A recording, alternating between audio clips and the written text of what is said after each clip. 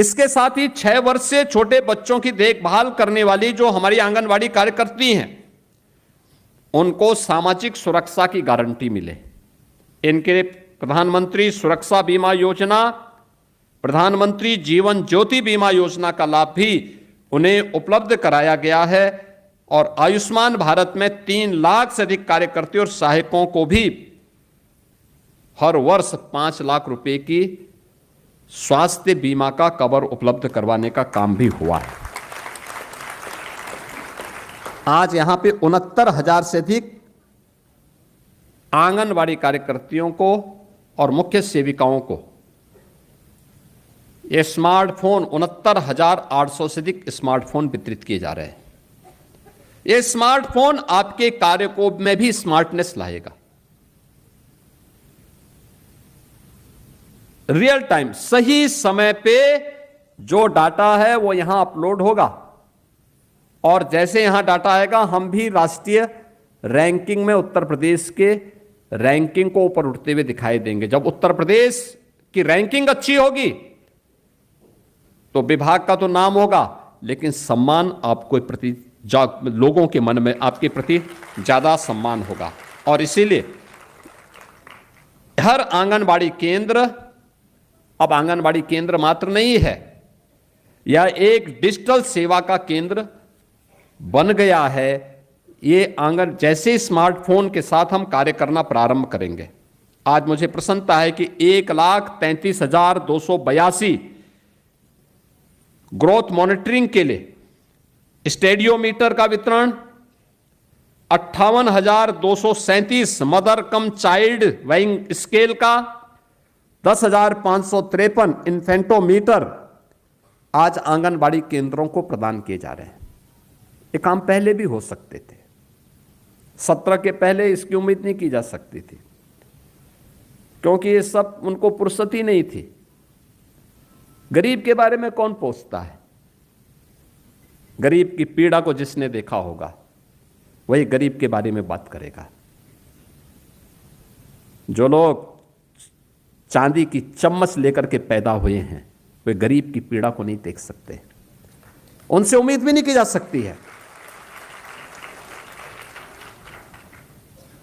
वे मंचों पे भाषण देंगे लेकिन वे उस पीड़ा के साथ जुड़ नहीं सकते, उनके लिए योजना नहीं बना सकते। उनके लिए तो सब कुछ उनके परिवार के लिए चाहिए। समाज को बांटने के लिए पर्व और त्योहार के पहले दंगा करवाने के लिए महिलाओं और व्यापारियों की सुरक्षा में सेंध लगाने वाले गुंडों की एक फौज उनको चाहिए। उन गुंडों को लूटने की छूट उनको चाहिए और इसलिए उनसे उम्मीद करना कि वे काम कर पाएंगे, यह अपने आप में एक दिवा स्वप्न जैसा है। आधार किट के रूप में 897 बाल विकास परियोजनाओं में 5 वर्ष से छोटे बच्चों पर आधार ब्लॉक पर निःशुल्क ये सभी बनाने की कार्रवाई वहां पर उपलब्ध करवाने के कार्य भी किए जा रहे हैं। बचपन से ही हम उन बच्चों को उसके साथ जोड़ें, पता लगना चाहिए, आधार लिंक हो। और आज यहाँ पे हम लोगों ने तमाम प्रकार की परियोजनाओं को भी आगे बढ़ाने का काम किया है। आज मैं इस अवसर पर आप सबसे इस बारे में कहूँगा, ये जो कुछ भी आज आपको 23,647 आंगनबाड़ी केंद्रों में सक्षम आंगनबाड़ी केंद्र के रूप में जो विकसित किया जा रहा है, जिसमें LED TV, RO water, nutrition garden, pre school kit, ये सभी विकसित हो रही है। आंगनबाड़ी केंद्र अब दिखेंगे और अगर स्मार्ट आंगनबाड़ी केंद्र होगा तो आपका मानदेय भी स्मार्ट होना चाहिए, होना चाहिए ना। और इसी के लिए हम लोग आज आए हैं बोलने के लिए कि मैंने विभाग से कह दिया है अति शीघ्र ये ट्रेनिंग कराओ और मानदेय का प्रस्ताव प्रस्तुत करके बड़ा समारोह करके इन लोगों के मानदेय को अभी से प्रारंभ करना प्रारंभ करिए, जिससे अति शीघ्र इनको ये मानदेय प्रारंभ हो जाए। सम्मानजनक मानदेय मिलना चाहिए। सम्मानजनक मतलब न्यूनतम मानदेय की गारंटी मिलनी चाहिए। हम लोगों ने प्रारंभ किया है, आप देखना इसी अप्रैल से हम लोग पहले जितने भी आउटसोर्स कार्मिक हैं उनके लिए हम लोगों ने कॉरपोरेशन गठित किया है। पहले क्या होता था, ये जितने आउटसोर्सर कंपनियां थी ज्यादातर कोई ना कोई माफिया या कोई ना कोई नेता संचालित करता था। और शोषण कहां से करता था? सरकार से पाता था 10,000 12,000 और उसको मिलता था 5,000 6,000। वह सरकार से भी लेता था, उस कार्मिक से भी लेता था, और साथ साथ नियुक्ति के समय भी उससे पैसा लेता था। हमने कहा भी 4,000 5,000 6,000 रुपए में क्या होगा किसी का? आज के समय में इतना पैसे से क्या कोई देखभाल कर पाएगा? और विभाग को बुला के मैंने बहुत सख्ती से कह रखा है, हर हाल में इसको लागू करो। अप्रैल से मैं चाहूंगा कि इस व्यवस्था को लागू करने की तैयारी करो। आप हम कॉरपोरेशन को आगे बढ़ा रहे हैं, शोषण मुक्त व्यवस्था बनाएंगे, सम्मानजनक मानदेय अपने कर्मचारियों को देंगे। जो प्रदेश के हित में काम करेगा, प्रदेश के बचपन को संवारेगा, प्रदेश के विकास में भागीदार बनेगा, राज्य सरकार उसके साथ खड़ी होगी, उसको सम्मानजनक जीवन जीने के लिए आगे बढ़ने का अधिकार देगी। और इसके लिए मैं आप सभी आंगनबाड़ी कार्यकर्ती बहनों से कहूंगा, एक बड़ी जिम्मेदारी आपके ऊपर है। यद्यपि आपकी कार्यनिष्ठा पर कोई संदेह नहीं, क्योंकि जब इस संकट में प्रदेश था,